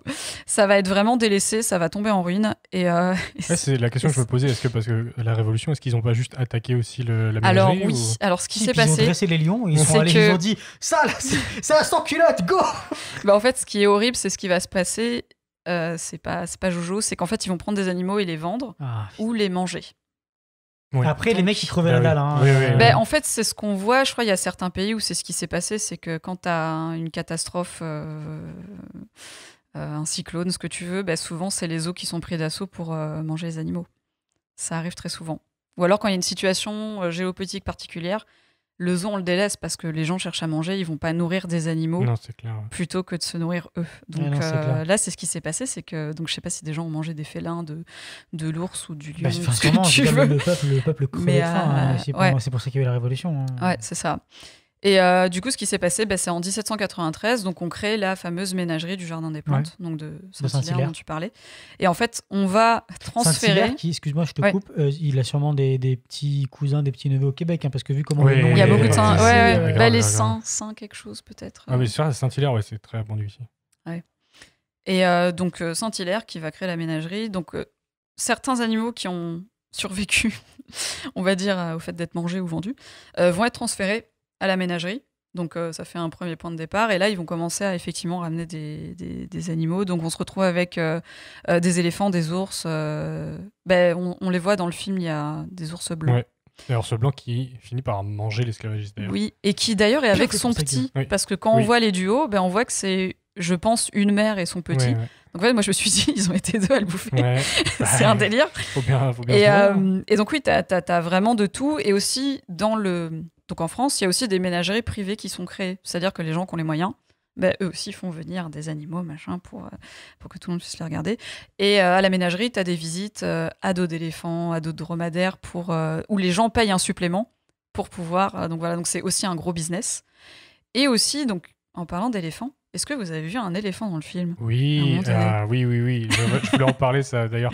Que Maki et Sula se cachent dans un éléphant, un énorme éléphant mécanique.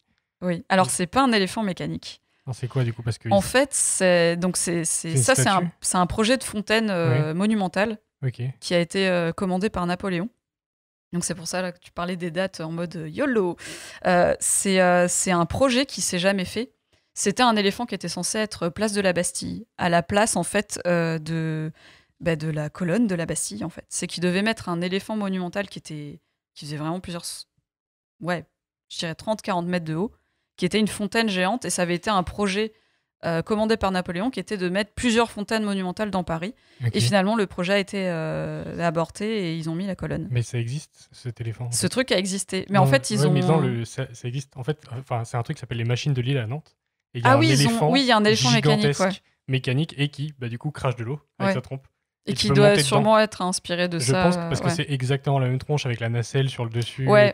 Parce que l'idée, c'était montrer que colonie, tout ça, fallait montrer un peu d'exotisme, un peu de trucs. Donc moi, j'étais très contente en tant qu'ancienne historienne de l'art de voir ça dans le film. J'étais là, mais c'est l'éléphant de la Bastille. Et je me suis dit, je vais avoir une petite anecdote à raconter. Et oui, donc c'est un projet en fait qui est confié en 1812 par l'architecte à Lavoine. Donc dans le film, on est en 1826. Et voilà, bon, ça a été abandonné. Donc pour revenir sur la ménagerie, c'est un peu stylé quand même. Ouais, franchement, t'imagines avoir un énorme éléphant 30 mètres, la fontaine, place de la Bastille, ça aurait été marrant. Et oui, à la ménagerie, donc ça va être que en 19e, 20e, on va aménager des trucs un peu plus adaptés, et je fais des guillemets, personne ne voit, aux animaux, c'est-à-dire des cages moins exiguës et autres, parce que des gens commençaient à trouver ça assez horrible en fait. Et la ménagerie va être délaissée parce qu'en fait, ça va faire place à des parcs plus modernes et des zoos, notamment avec le zoo de Vincennes, c'est ça. Où là, on va commencer à transférer des espèces à partir des années 80, je crois. J'avais lu ça aussi. Ouais, c'est ça, années 80. Et, il y a encore une ménagerie au Jardin des Plantes à Paris. Oui, il y a encore, justement, j'y viens. Parce qu'en fait, là, ils vont déporter les plus grandes espèces, donc en 1980. Et donc, actuellement, il y a environ 500 animaux qui sont toujours à la ménagerie, dont des pandas roux. Il y a un félin, je crois que c'est une panthère des neiges, je sais plus. Mais oui, t'as des pitons, t'as toujours des oryx, orang-outans, t'as des casoars aussi, je crois qu'il y a un casoar. Voilà. Et c'est toujours en cours, on va dire, et c'est vrai que ça fait toujours un petit peu jaser aussi cette idée d'enfermer les animaux. Ouais, sachant que sur le site, ils te disent que voilà, forcément, ils sont bien traités. Bien sûr, ils vont pas dire le contraire, mais voilà, ils emploient des souhaits. Ils sont fouettés, on les va voir. Je pense qu'on a notre compréhension aussi de leurs besoins ont évolué et tout. Même si ils sont pas dans leur milieu naturel, ils sont enfermés. Oui, c'est ça. Puis après aussi, tu as des animaux qui naissent en captivité, et en général, les remettre dans la nature, c'est plus un choix. Ouais. Tu as tout un délire autour de ça, donc voilà. Je sais pas si vous avez vu récemment en Ontario ce qui s'est passé avec l'orque là, qui a voulu se suicider. J'ai entendu parler de beaucoup d'orques qui tentent des suicides, justement. Il y a un orque en Ontario là qui est dans un aquarium depuis 20 ans, et en fait, il commençait à donner des grands coups. Il se tape contre la vitre. Pour se tuer, en fait. Ouais. Et parce qu'il n'en pouvait plus. T'as eu plusieurs histoires comme ça. Le film avec l'orque. Sauver Willy. On a tous vu petit. Je l'ai pas vu, moi. D'accord. Je connais, mais je l'ai jamais vu. J'ai tellement fantasmé sur ce film, alors que... Ouais, mais tu devrais le regarder. Moi, ça m'a fait énormément fantasmer ce film, et en fait, c'est horrible. Toute l'histoire de l'orque qui a servi justement à faire sauver Willy, elle est horrible. Ils ont tenté de le relâcher, il revenait tout le temps, il s'est blessé, il est tombé malade, il refusait de se nourrir. En même temps, un meilleur livre, Moby Dick. Hein. Allez voir les animaux dans leur milieu naturel. Je recommande... Le milieu naturel. Je recommande Tadoussac et le milieu naturel. C'est ça. Je recommande d'aller voir les baleines. Ouais, c'est ça. Surtout, allez voir... Enfin, voilà. Allez pas... Enfin, après, vous faites ce que vous voulez, mais c'est juste que souciez-vous peut-être des conditions et questionnez-vous par rapport à ça. Ouais. Bon. Moi, je me rappelle avoir vu des girafes au zoo quand j'étais petit. Moi, j'ai vu des girafes dans la nature, en Afrique du Sud. Ça, c'est mon rêve. Et c'est vraiment mon rêve. Moi, c'est le plus beau séjour de ma vie. Depuis que j'ai revu Zarafa, mon rêve, c'est de voir un baobab. Parce que Ah ouais, ça doit être j'ai trop jamais vu bien. un baobab J'ai de jamais ma vie. vu de baobab non plus. Voilà. Il y en a Je suis pas. trop curieux de voir un Ça me fait baobab penser dans au ma vie. Petit Prince. Ça me fait un peu peur les baobabs depuis, tu sais. Genre qui vont arrêter de grandir, on ne sait pas. Et toi, Jean, c'est quoi ta potion magique? Ah, alors, moi, je vais vous faire un hommage. C'est un point hommage à Sacha, À qui n'est qui plus là. Oui, voilà. Et Moi, à je le son- connais vraiment des pas. yeux, moi, du à cœur. son point, à son Sacha point. de Pokémon C'est Non, ça. mais tu Si l'as t'as écouté. écouté les Oui, je l'ai podcasts écouté, précédents. mais et je le voilà. connais pas, genre. Qui a fait un voilà. point renard absolument magnifique, et donc je vais faire un point girafe. Dis-moi tout. Oui. Donc la Si, girafe. attends, je te promets que si tu nous fais un point girafe sur le truc alcool, là, où t'as une girafe, où on peut tous boire en même temps Non, mais dans un grand tube. Pas con non plus. La girafe, donc, grand contenant de 5 litres vertical, J'en étais sûr, qui Particulièrement. est également le nom d'un bar à Angoulême. Pardon. C'est un très bon bar, allez-y. Donc la girafe, comme tu disais Robin, l'animal, Giraffa camelopardalis, donc a expliqué chameau plus léopard parce que on n'avait pas de nom, et du coup après ça a été tiré de l'arabe zarafa, giraffa en italien, girafe en français. Girafe. Qui est classé girafe et qui est classé comme une espèce vulnérable, malheureusement. Plus grand, plus haut mammifère terrestre en hauteur, qui fait pour les mâles jusqu'à 5,80 m, donc plutôt des gaillards. Un cou qui est gigantesque, qui a 7 vertèbres, comme les humains. Dans le cou, on a aussi 7 vertèbres, sauf que les leurs font 40 cm. Donc, Oui, ça serait bizarre si nous, Ouais. on avait des. J'imagine. Mais quand même, malgré ça, assez flexible, je vais vous en reparler après. Ce qui est super intéressant, c'est comme c'est un animal très haut, elles ont un système circulatoire sanguin en fait de ouf, super performant, et la NASA en fait les étudie pour étudier l'effet de la gravitation sur la circulation sanguine, et en fait tous les combinaisons anti-G des pilotes, c'est basé sur le réseau sanguin des girafes en fait. Mais d'ailleurs, leur C'est cœur, assez ouf. tu veux parler de leur cœur? Oui, je vais alors elles ont un cœur de 11 kilos. Voilà, c'est Oui, ça qu'elle allait ouais, dire. Donc qui est 11 énorme, kilos. Il faut pomper le sang. Mais ça fait, alors ça pompe 60 litres à la minute. Pour vous donner une idée, vous mettez votre robinet à fond chez vous, c'est à peu près 5 litres par minute. Après, faites pas ça, ça gâche de l'eau. Mais Non, ouais. voilà, quand vous faites la vaisselle. Et c'est à peu près 5 litres par minute. Et wow. donc là, 60 litres par minute. Donc on est vraiment sur du gros débit. C'est-à-dire que la girafe, elle se coupe, elle te tue, en fait. Juste avec la pression. C'est La Tarantino qui C'est faisait ça. des girafes. Ah, mais il va être content là, Ouais. niveau. Ouais, c'est 70 battements par minute en moyenne. Le cœur de la girafe. Donc non seulement c'est gros, mais en plus ça bat très vite. C'est vraiment une usine. Donc tu parlais des combats entre les lions et les girafes. Oui. C'est très intéressant parce que c'est les girafes qui gagnent en fait. Ouais. La girafe a quasiment aucun prédateur naturel, sauf quand elles sont très jeunes. Donc il y a 3/4 des girafons qui meurent entre leur naissance et 4 mois. Mais à part ça, en fait elles sont tellement grandes et elles dorment debout. Elles sont quasiment jamais couchées, sauf quand elles sont vraiment en confiance et sûres.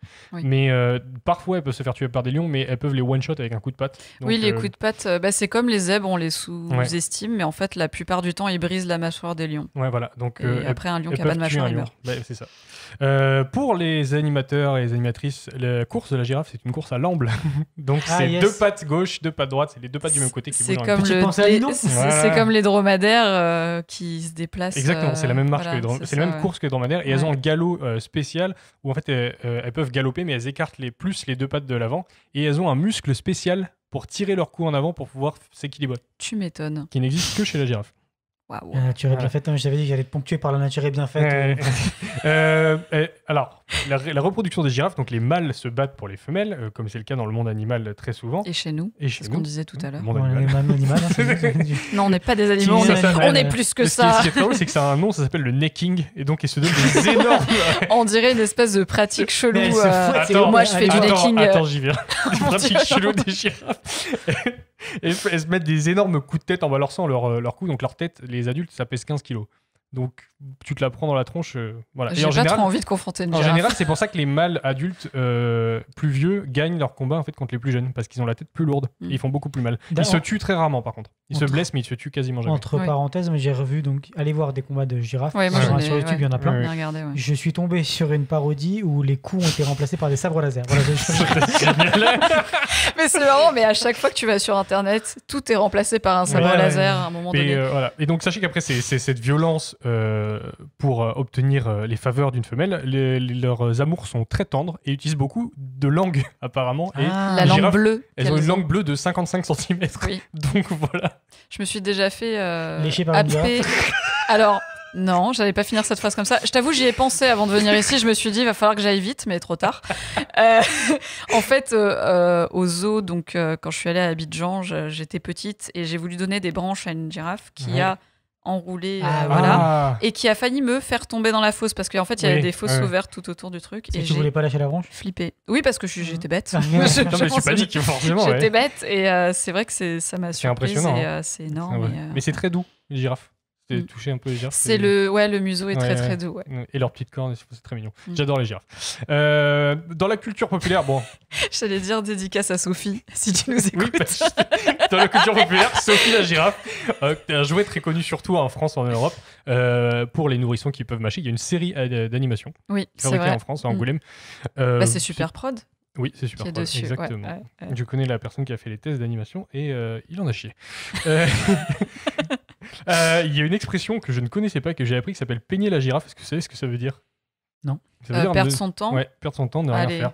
Yeah. Et ça viendrait, c'est pas vérifié, mais ça viendrait en fait du gardien de Zarafa, donc justement la girafe en France. Qui allait dire je vais peigner la girafe, c'est tellement long à peigner. Surtout, je pense qu'il avait que ça à faire, le mec. Alors c'est ce qu'il disait, c'est qu'il était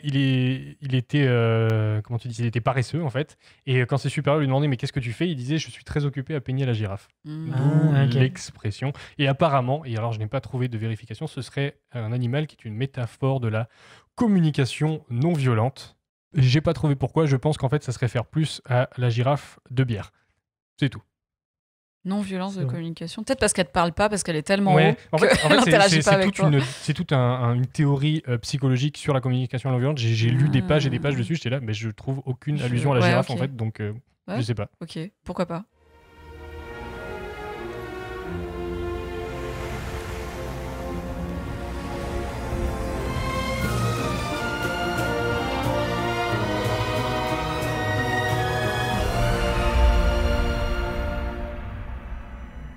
Bienvenue dans l'introduction de la conclusion.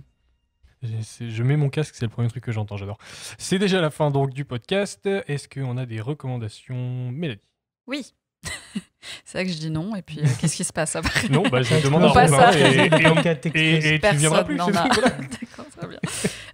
Alors moi, je recommandais Michel Pastoureau. Ceux qui me connaissent savent que j'ai un gros amour pour ce monsieur. C'est un historien médiéviste qui est aussi enseignant-chercheur. Et en fait, il est spécialisé dans les animaux et aussi la couleur. Et en fait, il a fait énormément de bouquins qui parlent des animaux, mais du coup, surtout à la période médiévale. Et aussi, il a été consultant sur des films comme Le nom de la rose, où il était consultant médiéviste dessus. Ouais, pas facile. Mais ce gars il est génial à écouter, il est génial à lire. En ce moment, je suis justement sur un de ses bouquins. Et donc, je recommande ces bouquins en général. Donc, il y a L'Ours. Enfin, je ne vais pas tous les citer. Mais L'Ours est intéressant. En ce moment, moi, je suis en train de lire Le roi tué par un cochon. J'aime beaucoup le titre. Déjà. Oui, en fait, c'est réel. C'est le prince Philippe qui, en 1131, a fait une chute de cheval qui a été provoquée par un cochon. Et donc, il est mort. Donc, forcément, lui qui était promis à la régence, il n'y a pas eu de roi qui s'appelait du coup Philippe. Et aussi, je recommande son bestiaire du Moyen-Âge, qui, donc, du coup, est une espèce de revue, en fait, qui parle de tous les animaux au Moyen-Âge, la symbolique médiévale, dans l'héraldique, ce que ça donne, les espèces exotiques, justement, tout ça. Et c'est super intéressant. Enfin, moi, en tout cas, c'est des sujets qui m'intéressent beaucoup. Et après, j'ai 2 autres recommandations, mais ça va être très vite. C'est le documentaire The Woman Who Loves Giraffe, qui est en fait donc c'est un documentaire sur une madame qui s'appelle Anne Innis Dagg, qui est une zoologiste canadienne. Et en fait, sa spécialité, c'est l'éthologie et l'écologie des girafes. J'explique ce que c'est l'éthologie. En fait, l'éthologie, c'est la science qui consiste à observer en gros le comportement des animaux dans leur environnement naturel. Donc voilà, donc un éthologue, c'est ce que ça fait. Ça peut être sur n'importe quel animal, n'importe quel... Voilà. Moi, c'est un truc que j'ai voulu faire. À un moment donné, je voulais être soit éthologue ou archéozoologue. Mais bon, chacun ses délires, j'ai envie de dire. Franchement, c'est pas mal comme Et je suis animatrice, voilà. Mais tu vraiment... observes des animaux, mais sur YouTube. Oui, mais maintenant, j'anime beaucoup d'animaux et j'en suis très heureuse parce que c'est mon truc. Et en fait, elle est partie donc, en Afrique du Sud à 23 ans pour étudier les girafes. Et maintenant, elle en a 88 et c'est une des plus grandes expertes des girafes. Donc, si vous êtes intéressé par les girafes, regardez ce documentaire et regardez aussi son travail. C'est super intéressant de lire tout ce qu'elle a fait. Il y a même une vidéo d'elle qui donne le biberon à un girafon. Elle est sur YouTube. C'est quoi le documentaire? C'est The Woman Who Loves Giraffe. Okay. Cool, merci. Et un autre truc. Mon Dieu, ça ne s'arrête pas. Un autre truc, mais rapide, c'est juste le projet de l'Éco-Cirque, qui est un cirque à Montpellier, qui est un cirque qui n'utilise que des hologrammes et des animaux en 3D. Ah, j'en ai entendu parler. Et en fait, c'est donc moi, c'est un ami qui a porté le projet, donc je suis très contente, je suis très fière de lui. Et en fait, c'est un cirque qui va présenter donc des lions, des baleines et autres. Et c'est pas forcément, il n'y a pas d'exploitation animale. T'as juste à filmer des refs et puis pas de animer, trucs. Et... voilà, c'est ça. J'ai vu une petite vidéo dessus sur les trucs qu'ils faisaient, les animations, les développements qu'ils avaient. Ouais, parce qu'en fait, ils projettent des hologrammes et après, ils font comme si eux intervenaient avec les animaux et tout. Et donc, voilà, donc si vous êtes à Montpellier, allez faire un tour. C'est les Bouglione, en fait, qui ont créé ce cirque-là, qui ont arrêté en fait, de travailler avec des animaux il y a quelques années et qui ont décidé de mettre ça en place. Cool. Voilà, j'ai fini. Merci. Merci beaucoup, Mélanie, pour ces recommandations. Moi, rapidement, je vais vous recommander les Machines de Lille à Nantes. Et donc, j'en parlais brièvement tout à l'heure avec l'éléphant géant. Et donc, c'est un collectif qui a créé ces espèces de créations de bois et de métal, en fait, d'animaux géants ou non, d'ailleurs. Donc, en fait, ça a commencé avec l'éléphant. Et vous pouvez prendre un ticket pour aller sur l'éléphant. L'éléphant, il fait un peu le tour c'est les anciens chantiers navaux, en fait, à Nantes, et il fait un peu le tour de ça, et vous pouvez monter sur l'éléphant, vous pouvez un peu jouer, il y a la trompe, en fait, qui balance de l'eau sur les passants. Est-ce que tu montes dessus quand il est en marche? Non, c'est quand il est en arrêt tu montes, et après il bouge, avec toi dessus. Ok. Ouais. Et c'est un truc de fou. À voir, c'est même mais je suis jamais monté dans l'éléphant, mais d'en bas, déjà, ça a l'air cool, c'est un truc de malade, et il y a plein d'autres trucs, il y a des espèces de manèges avec des animaux des profondeurs, tout refait en bois, tout articulé, mais c'est que des trucs mécaniques, il n'y a rien d'électronique, en fait, donc tu vas tirer des manettes et tout, ça va faire bouger un peu les trucs. Ils sont en train de construire, je sais pas exactement où c'est, un truc qui s'appelle l'arbre héron. Et en fait, c'est un énorme arbre en métal et en bois avec des faux feuillages et tout. Et en fait, tu peux marcher sur les branches. En fait, tu montes et tout. Et le projet, c'est d'avoir un café dedans et trucs comme ça. Donc là, tu as juste une des branches qui est déjà créée et tu pouvais monter dessus la dernière fois que j'y suis allé. Et ils ont plein de trucs comme ça. Tu peux également visiter les ateliers. Et donc, tu peux voir les trucs qui sont déjà en construction. Et là, je crois que c'est devenu un truc tellement ouf que ça va dans d'autres villes et tout. Ah ouais, ouais. Je savais pas que ça allait... Si ça passe chez vous ou si vous êtes du côté de Nantes, je vous recommande d'aller voir les Machines de Lille. Un énorme éléphant. C'est très cool à voir. Robin. Ma recommandation, j'en ai deux. Ça va pas être aussi savant que Mélanie, ça va être très rapide aussi. Ma première recommandation, c'est parce que La Montgolfière, j'ai relu récemment Le Tour du monde en 80 jours de Jules Verne. C'est pour ça que tu m'as corrigé sur le ballon. Et donc voilà, relisez ce bouquin. On a vu le film aussi. Ma deuxième recommandation, qui pour moi est la plus importante, mais c'est aussi la plus ridicule, ça vient d'une série. Et c'est un épisode qui s'appelle « Avez-vous déjà vu une girafe qui porte un collier ?» Ah mon Dieu, le meilleur. J'ai les DVD. C'est pour moi le meilleur épisode de cette série de Alain Chabat. Merci à lui. Voilà, c'est tout, c'est ma connerie. Ouais. Oh non. Voilà, c'est tout. C'était ma recommandation. Ouais.